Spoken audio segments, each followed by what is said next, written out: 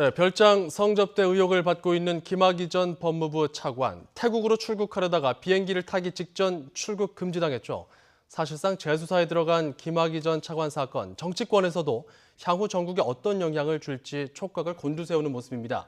자세한 내용 최민희 전 더불어민주당 의원, 정호김 전 새누리당 의원과 짚어보겠습니다. 두 분 어서 오십시오. 자, 김학의 전 차관, 이게 지난 15일쯤에는 법무부 과거사위원회에서 호출을 했습니다. 소환을 통보를 했는데 불응했어요. 근데 지난주 금요일에는 출국하려다가 이게 지금 제지가 됐거든요. 아무래도 이러다 보니까 여러 가지 의혹 속에서 이게 피하려고 한 것이냐, 오이비락이냐 여러 가지 좀 나오고 있죠. 예, 본인은 오비락이라고 주장을 합니다. 근데 그렇게 볼 수가 없는 게 오비락이 아니려면 법무부 진상조사단의 조사를 받고 뭐 이렇게 했으면 오해를 안 할 텐데 이건 뭐 도피를 하려고 한 게 아닌가라고 상식적으로 다들 생각하시는 것 같습니다. 이번 과정에서 저는 두 가지 문제 제기를 하고 싶습니다. 하나는 이게 별장 성접대라고 얘기를 많이 하시잖아요. 근데 그게 아닌 것 같고요. 저는 권력형 특수강간으로 규정하는 게 더 가깝지 않나 실체에 이런 생각이고요.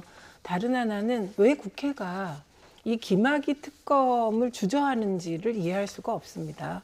특히 이 부분은 자유한국당이 이 김학의 특검과 장자연 얘기가 나왔을 때 갑자기 황교안 대표와 곽상도 의원을 보호하는 쪽으로 가는 게 그래서 야당 탄압이라고 하는 게 좀 이해가 안 갑니다. 왜냐하면 뭐 당시 법무부 장관이 황교안 대표였고요. 그리고 김학의 차관이 6일 만에 그만뒀는데 이 사안을 황교안 대표가 모를 리가 없습니다. 그런데 또 알았다고 해서 직접 연루가 됐냐 그런 것도 아니지 않습니까? 그러면 자유한국당이 이걸 분리해서 일단 김학의 권력형 특수강간에 대해서는 특검을 받고 그리고 그 조사 범위를 정할 때 저는 최동욱 전 검찰총장 당연히 들어가야 될 것 같고요. 그리고 이후에 이 검찰총장이 중간에 바뀝니다. 이 사건이 진행될 때. 그 이후 총장도 특검 대상인 것 같아요. 그래서 그 대상을 여야가 다 좀 이렇게 거론되는 분을 상식적인 차원에서 국민의 시각에서 특검 대상으로 놓고 빨리 특검으로 규명을 해야 되지 않을까 싶습니다. 아무래도 이번에 사안의 특수성들이 좀 있고 특히 그 별장 성접대 사건이다 이렇게 좀 이야기가 알려지고 있지만 그 안에 이제 이야기가 나왔던 여성들 같은 경우는 일반인 여성들로 이렇게 좀 알려지고 이러다 보니까 좀 특수하다 이런 표현까지 써서 이제 지적을 해주셨거든요.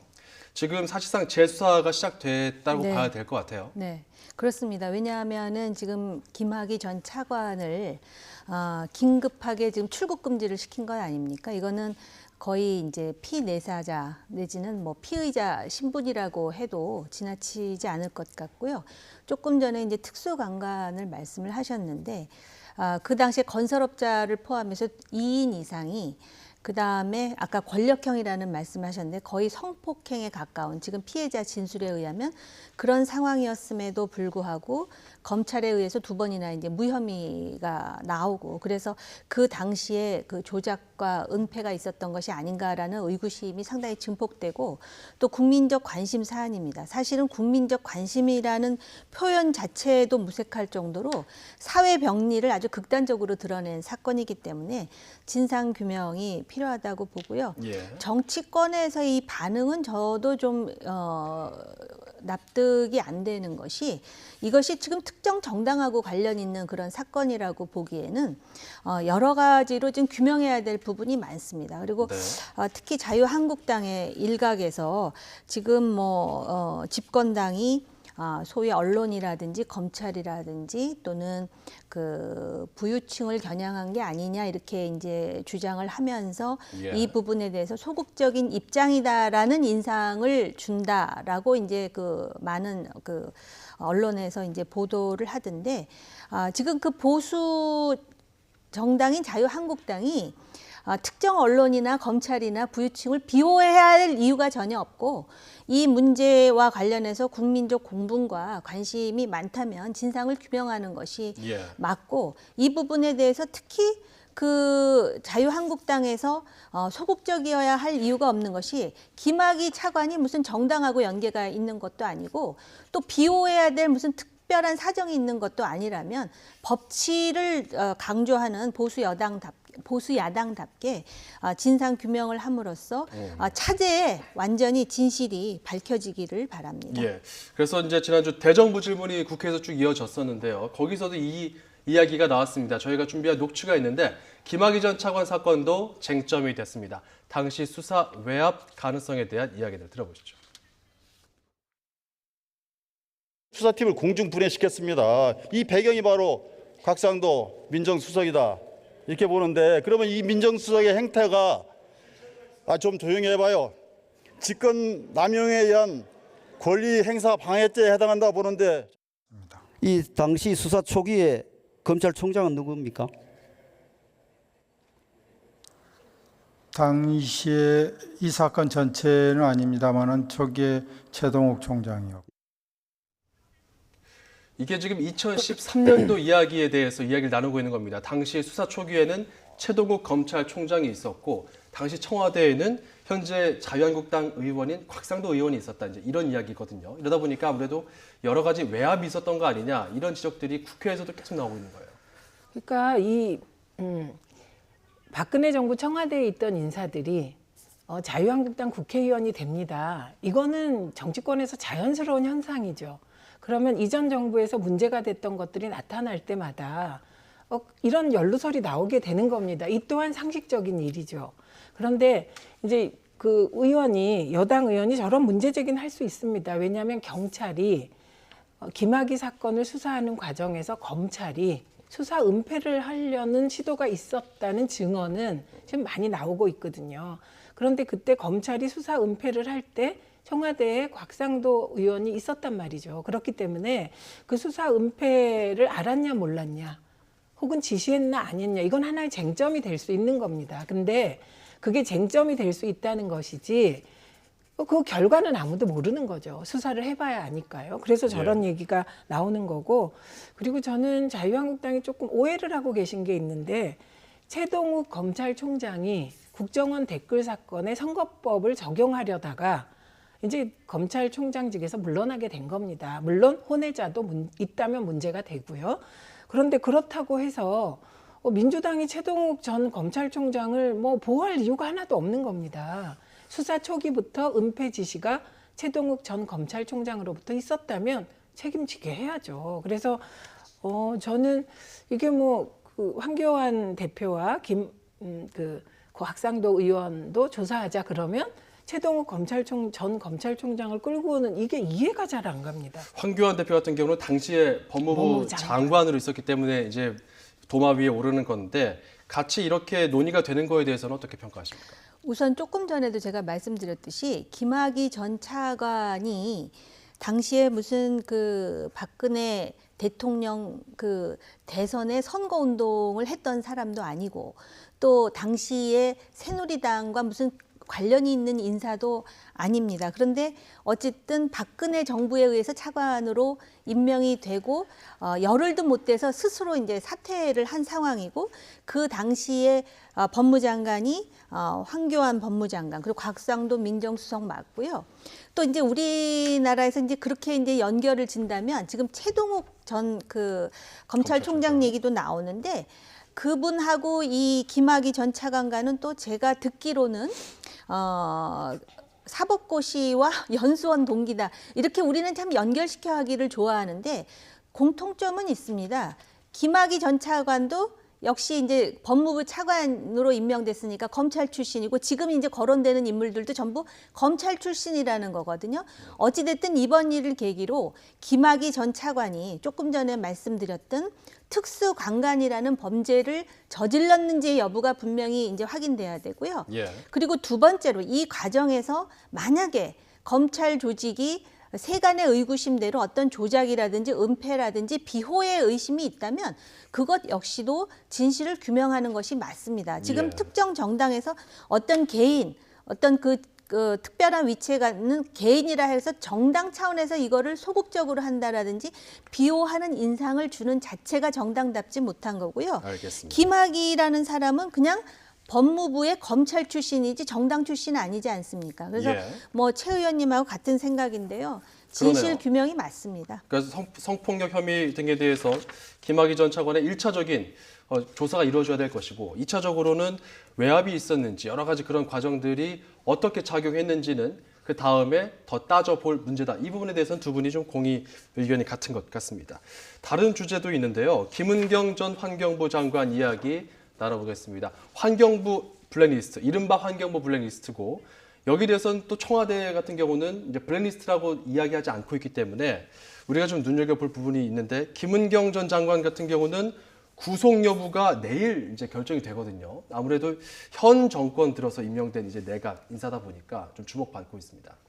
그러니까 우선 저는 그걸 자꾸 블랙리스트라고 하는 거엔 동의를 안 합니다. 왜냐하면 블랙리스트는 노동계 블랙리스트로부터 시작한 것인데 일반인의 생계를 끊는, 다시는 취업을 못하게 하는, 노조 활동한 사람을 찍어서 그런 거고, 그다음에 MB 정부 때의 블랙리스트는 문화예술계 인사들을 찍어서 밥벌이를 끊어버린 겁니다. 출연을 못하게 한 것이거든요. 그래서 김규리 같은 배우는 20대를 버리고 30대가 돼서 지금 재출발을 하고 있거든요. 이런 게 블랙리스트고, 이 경우는 정확히 얘기하면 환경부 내 산하기관의 정무직 처리 문제입니다. 예.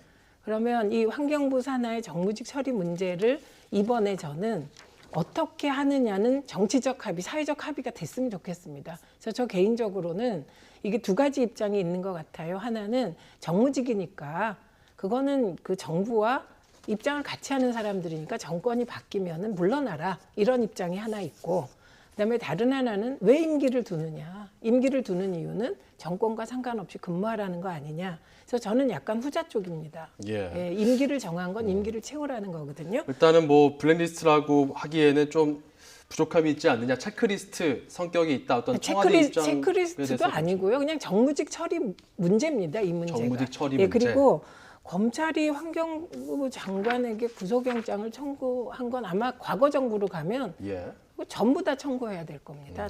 여기에 대해서는 어떻게 보십니까? 지금 정무직 처리 문제라고 하셨는데요. 그 블랙리스트의 기원이 무엇이었든 간에 적어도 권력을 가진 사람들이 법에 의거하여 그런 어떤 인사권을 뭐라 그럴까요? 제대로 운영하지 않았다라는 것에 문제가 돼서 전임 정권 때도 그 문화부의 그 소속 공무원, 고위 공무원이 상당히 네.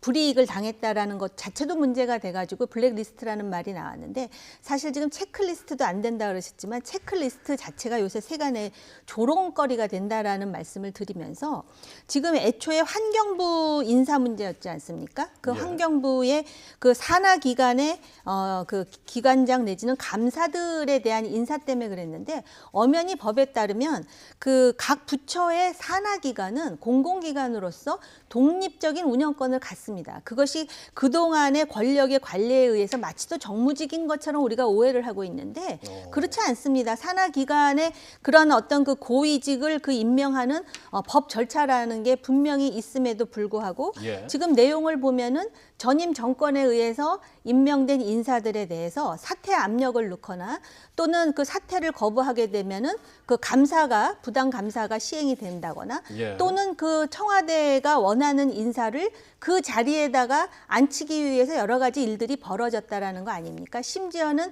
그 청와대가 원했던 인사가 임명이 되지 않자 오히려 환경부 차관을 포함해서 와서 청와대의 비서관급에 의해서 엄청나게 질타를 당했다, 뭐 이런 말이 나오고, 그 차관은 그래서 경질되고 그 차관 밑에 관련된 과장은 지금 다른 데로 좌천 인사를 당했다, 이런 말까지 나오거든요.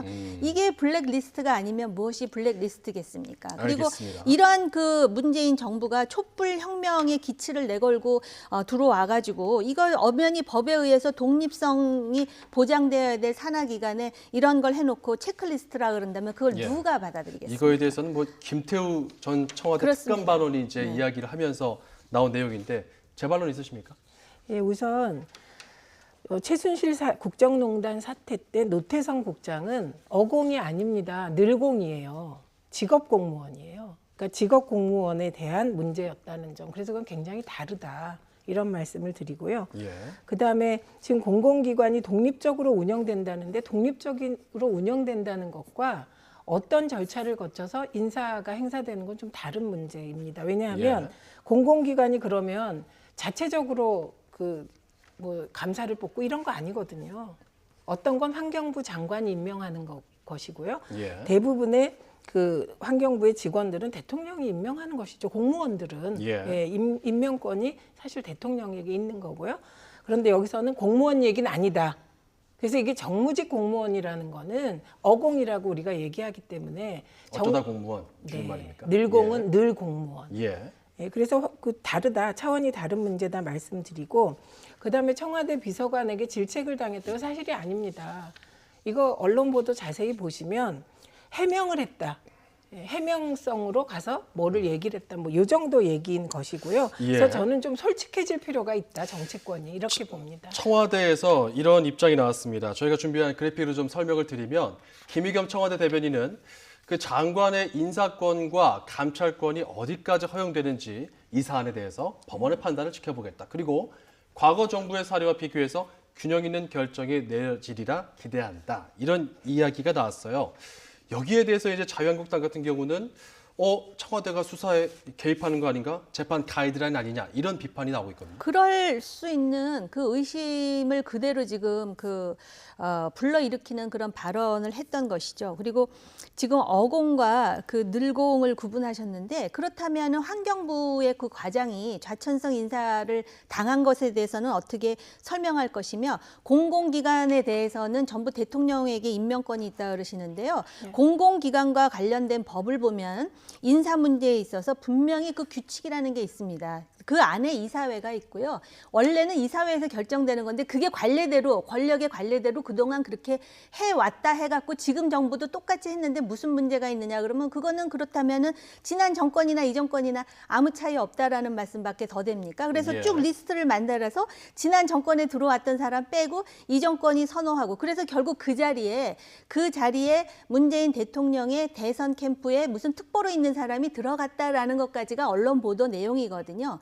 뭔가 다르고 새로운 어떤 그런 그 촛불 정신이라는 것을 강조하신다면, 이런 일들에 대해서 어공이기 때문에, 어공은 사람 아닙니까? 그리고 그 과정에서 차관이 경질되고 운영 지원과장이 좌천성 인사를 당했다. 그리고 이런 부분에 대해서 김태우란 사람이 이미 작년 12월에 그 공개를 한 거 아닙니까? 그런데 예. 지금 청와대의 대변인은 인사권과 감찰권에 대해서 법이 어느 정도 판단을 내리는지 그걸 지켜보겠다 하는 거는 예. 결국 인사권과 감찰권과 관련해서 이건 대통령이 마음대로 할 수 있다라고 규정돼 있지 않기 때문에 그런 얘기를 하는 거 아니겠습니까? 한 말씀 듣고 마무리하겠습니다. 안 됩니다. 의원님, 제가 이 공공기관의 인사권이 대통령에게 있다고 얘기 안 했습니다. 장관에게 있다고 얘기했습니다. 그러니까 말을 그렇게 바꾸시면 조금 전에 하신 곤란- 말씀을 다시 기억을 해보시면, 아닙니다. 네. 다시 돌려보세요. 장관에게 있습니다. 인사권이 장관에게 있다고 생각하십니까? 공공기관의 기관장을 포함하여 주요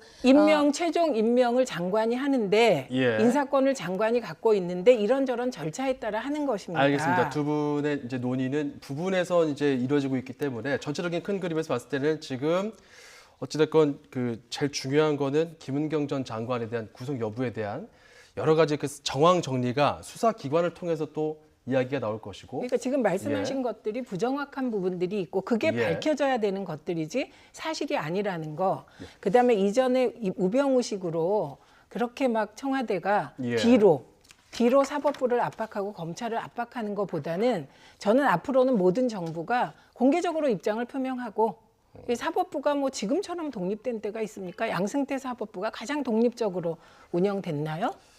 예, 이 여러 가지 그 평가들에 대해서는 이제 저희가 객관적인 지표로 이야기할 수 있는 논의는 아니기 때문에 저희가 이쯤에서 좀 정리를 하고 마무리하겠습니다. 아무튼 지금 이제 구속 여부의 결정은 앞두고 있다라는 점 기억해 주시면 좋을 것 같고, 재보선 이야기 좀 해보죠. 이제 12월 정도 남았거든요. 4.3 재보선. 이제 기본적인 기초 단위를 제외하면은 지역구 국회의원석은 2석입니다. 창원 성산과 통영 고성, 여기서 이제 의석이 2석밖에 되지 않지만 지금 양 당 같은 경우는, 그리고 이제 여야 당 같은 경우는 전체적으로 사활을 걸고 지금 이 선거 운동에 뛰어들었거든요. 여기에 대한 그 각 당 대표들의 모습을 좀 저희가 정리해봤습니다. 잠깐 보고 오시죠. 한국당 지도부는 색깔론문을 가지고 선거를 치르려고 하는데 선거운동을 하러 나선 것이 아니라 공안정국을 조성하던 과거의 그 관습을 다시 또 꺼낸 느낌이 듭니다. 통영 경제 망쳐놓고 또 대한민국을 좌파 사회주의 독재로 몰아가는 이 정권, 여러분 이번에 확실하게 심판해 주시겠습니까? 정권농단 세력에게 창원을 더 이상 맡길 수 없습니다. 경제를 부정하고 노동조합만 앞세우는 민노총에게 창원을 더 이상 맡길 수 없습니다. 민주개혁 진보진영이 단일화로 자유한국당을 꺾어달라고 요구하고 있다는 점을 한국당은 직시해야 할 것입니다. 자, 일단 이번 그 지역구 중에서는 창원 성산에 우선 관심이 좀 가는 부분이 아무래도 고 노회찬 의원의 지역구이기도 하고요. 여기에 대해서는 민주당과 정의당이 합일화, 그러니까 단일화에 합의를 했는데 네. 전통적으로 또 진보 정당에 유리한 지역이고 하니 여기에 있어서 결과는 어느 정도 좀 정해져 있다 이렇게 받을까요? 결과가 정해진 선거는 없습니다. 예, 선거는 늘 역동적이고 그래서 최선을 다하죠. 근데 여론조사로 이틀 동안 여론조사해서 민주당하고 정의당하고 이제 후보를 단일화하는 거 아닙니까? 그러면 이제 진보 보수의 대결로 가게 될 거라고 보고 지금 황교안 대표가 좌파 사회주의 사실 시대착오적인 색깔론을 들고 나왔는데요. 조금 선거가 색깔론이 아니라 구체적으로 창원 경제를 살리기 위한 선거, 그런 대안을 가지고 논하는 선거, 이렇게 됐으면 좋겠네요. 예.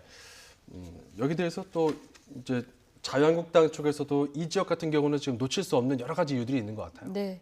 사실은 지금 그 자유한국당이 그 탄핵의 어떤 그런 그 수렁에서 헤어나지 못하다가 최근에 이제 그 대통령의 지지도가 떨어지고 특히 더불어민주당의 그 지지도가 약화되면서 PK 지역에서 특히 이제 그 다시 자유한국당이 그 승기를 잡는 그러한 어떤 여론조사 결과가 나왔기 때문에 요번에 이제 상당히 작은 보선이죠. 재보선인데 통영 고성은 말할 것도 없고 창원 성산에서 만약에 자유한국당이 승리를 한다면 엄청난 교두보를 확보한다라는 의미는 있습니다. 근데 실제로 현장에 가보면 그 유권자들의 관심이 그렇게 크지 않다고 합니다. 왜냐하면 경제 구조가 많이 떨어지고 또 고용의 위기가 심각화되면서 그 선거에 관심들을 보이지 않는 지경까지 갔다라는 이야기가 나올 정도입니다. 그래서 이 특히 황교안 그 대표 체제로 볼 때는 통영 고성은 말할 것도 없고 창원 성산, 지금 창원 성산에 아마 원룸에